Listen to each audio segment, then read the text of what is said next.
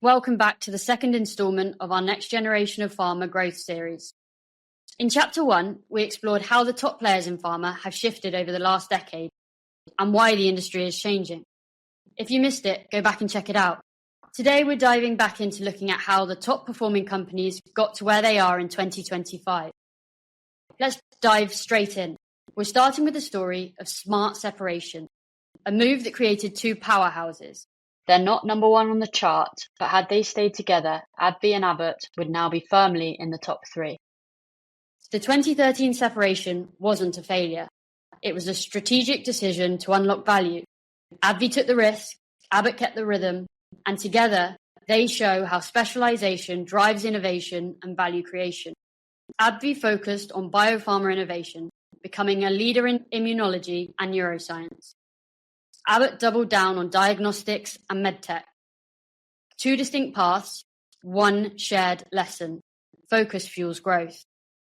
Both companies have used purposeful M&A to scale, creating integrated platforms that serve patients across diagnosis, treatment, and monitoring.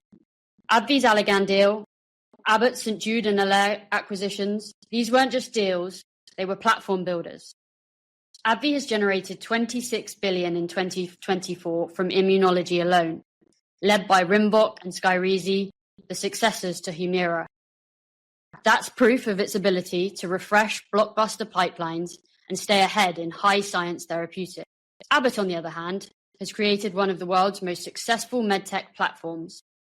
Freestyle Libre now has 7 million users globally, making continuous glucose monitoring mainstream and scalable. Optimizing the enterprise with $1.1 billion spent on digital transformation. Next up, Novo Nordisk. Their rise is no accident. The secret sauce behind Novo Nordisk growth has been the confluence of focused innovation in diabetes and obesity and strategic acquisitions to expand therapy areas, and global expansion into emerging markets to sustain growth. Novo scaled fast in Asia and Latin America, growing international operations outside of North America and Europe by 76% between 2017 and 2023. They also invested over $10 billion in new production facilities over the past 5 years, enhancing global manufacturing capabilities. At the same time, Novo Nordisk is building the future, having built AI-enabled R&D platforms. And then there's Lilly, now the number one pharma company by market cap.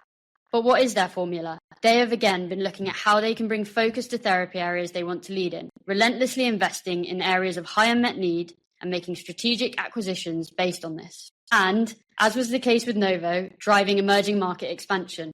They have been focusing in on 6 key therapy areas to sustain their number one position and integrating other players to maintain dominance, including Loxo and Prevail Therapeutics.